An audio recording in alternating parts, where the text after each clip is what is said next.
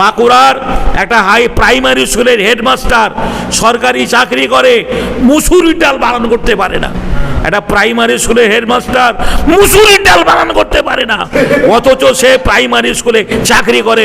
প্রধান শিক্ষক, এই সমস্ত অযোগ্য শিক্ষকদের ক্যান্সেল করা হোক, বাদ দেওয়া হোক, এদেরকে জেলে ভরা হোক। আমরা সরকারের পক্ষে রয়েছি। আর গো হত্যা বন্ধ হয়ে যাক, গরুটাকে জাতীয় পশু নির্বাচন করা হোক, জাতীয় পশু বলে চিহ্নিত করা হোক। মুসলমানরা গরু খাবে না, মুসলমানরা গরু খাবে না, পোলট্রির মাংস খাবে, খাসির মাংস খাবে, উট দুম্বা খাবে, ভেড়া ছাগল খাবে। বাংলার মুসলমান তথা ভারতবর্ষের মুসলমানদের বলবো, গরু খাওয়া বন্ধ করুন। যখন কোনো মুসলিম, কি বলছেন, দাড়িওয়ালা টুপিওয়ালা কোনো মুসলমান ডাক্তারের কাছে গেলেই ও ডাক্তার ও মুসলমান, মুসলমান দেখলেই আগে বলে তোমাকে গরুর মাংস বন্ধ করতে হবে। আরে ডাক্তারের পরামর্শটা শুনুন। গরুর মাংস খেলে আপনাকে, আমি মসজিদ ঘরে বলছি, আপনাকে ডাক্তারকে পয়সা দিতে হবে না।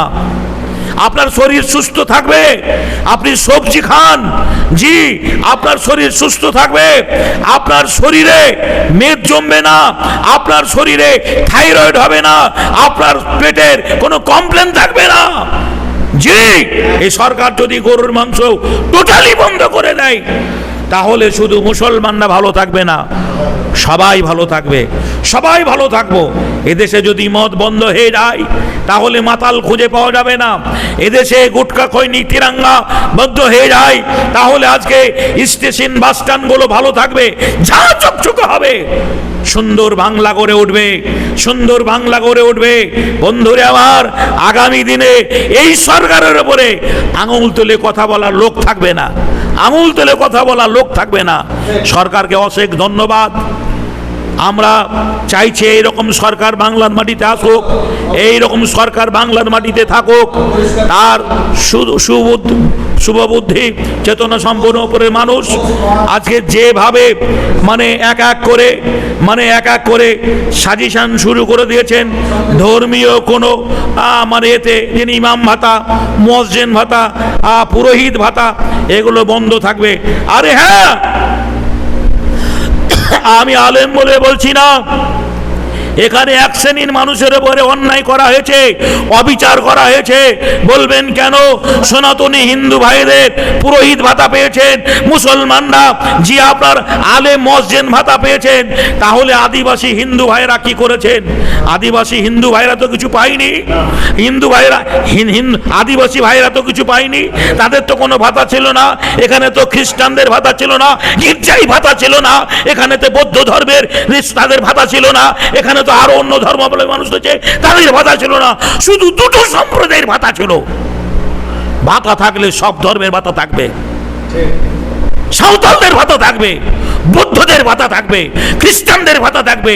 জি এখানে সবারই সমন্বয় ভারতবর্ষ। আমি সরকারের পক্ষে। আগামী দিনে যারা সুবুদ্ধিপূর্ণ মানুষ, তারা ভাবুন, এ সরকার চাইছে ভারতবর্ষটা যে ঘুষমুক্ত হোক, ভারতবর্ষটা ঘুষমুক্ত ভারতবর্ষ হোক, পশ্চিমবাংলাটা মদমুক্ত ভারতবর্ষ পশ্চিমবাংলা হোক। লটারি থাকবে না। আজকে জানেন, একটা টোটোওয়ালা লটারি কাটে, সারাদিনে 300 টাকা ধান্দা করার পরে সে 250 টাকার লটারি কিনে, 250 টাকার লটারি কিনে। এই লটারি কিনতে কিনতে এমন একটা জায়গায় পৌঁছে গেছে, আমাদের চোখে রয়েছে, শেষ পর্যন্ত টোটোটাও বিক্রি হয়ে যায়। সংসার চালাতে দূরের কথা, এক শ্রেণীর মানুষ লটারির নামে লক্ষ লক্ষ নয় করোড় করোড় টাকা ইনকাম করে, আর সাধারণ কিছু ছেলে তারা জি ওই লটারির ফাঁদে পড়ে সংসার শেষ করে দিয়েছে, সংসার তছনছ হয়ে গেছে। এই বাংলার সরকার লটারি মুক্ত বাংলা যদি করে, মদ মুক্ত যদি বাংলা করে, শুধু সনাতনী ভাইয়েরা, আজকে তারা বলছেন সনাতনী হিন্দু ধর্মের ভাইয়েরা আমাদের ভোট দিয়েছে, আগামী দিনে পশ্চিম বাংলার শুধু সনাতনী হিন্দু ভাইরা নয়, এই সরকারের পক্ষে মুসলমানরা থাকবে, জৈনরা থাকবে, খ্রিস্টানরা থাকবে, সর্বধর্মের মানুষ এই সরকারের পক্ষে থাকবে। উপযুক্ত ছেলেরা চাকরি পায়নি। একটা ছেলে বিএসসি যে আপনার ফার্স্ট হওয়ার পরে আজকে বাধ্য হয়ে সে একটা সেকেন্ড হ্যান্ড টোটো চালাচ্ছে। আমি সেদিন জিজ্ঞাসা করলাম, ভাই তোমার এত ডিগ্রি থাকার পরে, বলছে দুঃখ আমার বাপের পয়সা নেই বলে, আমার বাপের অর্থ নেই বলে 1,20,000 টাকা দিয়ে একটা টোটো কিনতে পারিনি। বাড়িতে ছাগল বকরি যা ছিল বিক্রি করে এই 35,000 টাকা দিয়ে একটা ভাঙা টোটো কিনেছি। এই ভাঙা টোটো দেখে প্যাসেঞ্জারও ঠিকভাবে ওঠে না, ছেলেটার দিকে কেউ তাকায় না, তার সার্টিফিকেটও গলায় ঝুলিয়ে নিয়ে বেড়া যায় না। ভাই এত শিক্ষিত যোগ্য ছেলে বাংলার মাটিতে ভাঙা টোটো চালায়। যদি আজকে যে ঘুষ নিয়ে চাকরি না হতো, তাহলে এই ছেলেটার আগে যে চাকরি হতো। সরকার এটাই চাইছে যে আগামী দিনে ঘুষমুক্ত বাংলা হবে, যারা যোগ্য ছেলে তারাই সরকারি চাকরি করবে। আমি সরকারের দীর্ঘায়ু কামনা করি। এই সরকারকে দীর্ঘায়ু, 34 বছর যেমনি বাম সরকার ছিল বাংলার মাটিতে, 15 বছর যেমনি টিএমসি সরকার ছিল বাংলার মাটিতে, এই সরকার 50 বছর থাকবে যদি হিন্দু মুসলমানের মধ্যে মিলন তৈরি হয়, মিলন মন্দির তৈরি হয়। হিন্দু মুসলমানের মধ্যে যেন ফাটল না ধরে। হিন্দুরা আমার ভাই, মুসলমান আমার ভাই, খ্রিস্টান আমার ভাই, বৌদ্ধরা আমার ভাই। এই বাংলাটা আমরা এইভাবে করে তুলেছি। এখানে স্কুল কলেজে আজকে একটা ভালো কথা সরকার বলেছে, স্কুল কলেজে রাজনীতি চলবে না। স্কুল কলেজে রাজনীতি চলবে না, সেটা শিক্ষার জায়গা, সেটা পড়াশোনার জায়গা, সেখানে পড়াশোনা হবে। স্কুল কলেজে রাজনীতি বন্ধ হবে। যদি স্কুল কলেজে রাজনীতি বন্ধ হয় তাহলে যে অশান্তি হবে না। স্কুল কলেজে রাজনীতি বন্ধ হলে ঝামেলা হবে না। ভাইয়ের আমার, যে আল্লাহ রাব্বুল আলামিন যেন সকলকে একটু বুঝার তৌফিক দান করেন।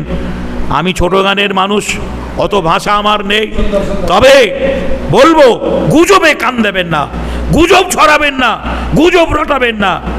যেগুলো বাহ্যিক দৃষ্টিতে দেখছেন সেগুলো উপলব্ধি করুন। প্রয়োজন হলে আপনার ধর্মীয় কোনো অসুবিধা হলে, ধর্মীয় জায়গায় কোনো আঘাত হলে তার জন্য পুলিশ প্রশাসন আছে, আপনি সেখানে গিয়ে আবেদন করুন, সেখানে বিচার চান। যদি সেখানে বিচার না পান তাহলে তার জন্য যে কোর্ট আছে, যে হাইকোর্ট আছে, সুপ্রিম কোর্ট রয়েছে, তার জন্য আদালত রয়েছে। অযথা গুজবে কান দেবেন না। বাংলার মাটিতে কোনো জায়গায় মাইক বন্ধ হয়নি, কোনো মসজিদের মাইক নামানো হয়নি, আর নামানো হবেও না। সাউন্ডটা কমানোর কথা বলা হয়েছে, সেই দিকটি হ্যাঁ 65 ডেসিবেলের ওপরে সাউন্ডটা রাখতে হবে, সেটা মাথায় রাখতে হবে। অন্য বিধর্মী ভাইদের যেন কোনো অসুবিধা না হয় সেই দিকে লক্ষ্য রেখে আমার সনাতনী হিন্দু ভাইদের বলবো, অনেক জায়গায় মুসলিম সংখ্যা অল্প রয়েছে, যেখানে হয়তো 2-10 ঘর মুসলিম, 10 কিলোমিটার দূরে হয়তো শুধু সনাতনী হিন্দু ভাইয়েরাই বাস করেন। তারা যদি তাদের প্রতি অত্যাচার করেন, তাদের প্রতি জয় শ্রীরাম জোর করে বলা করান, তাহলে ভাই সোশ্যাল মিডিয়া হাইলাইট হবে, এটা আদার্স অন্য এলাকার মুসলমানরা কষ্ট পাবে। আমি যে গ্রামে বাস করি, এই গ্রামটা 15টা মসজিদ রয়েছে, 10,000-এর ঊর্ধ্বে মুসলমান এখানে বসবাস করে। না হলে আপনি দেখে যাবেন মাত্র 4 ঘর দাস হিন্দু বাস করে, 4 ঘর দাস হিন্দু বাস করে। তাদের জিজ্ঞাসা করবেন, এখানে একটা শিব মন্দির রয়েছে, পাকাপাকি বাড়ি, সব বাড়িগুলোই মুসলমানদের, মধ্যে একটা শিবলিঙ্গ রয়েছে, মন্দির হয়নি, ফাঁকা জায়গায় শিবটা পড়ে রয়েছে।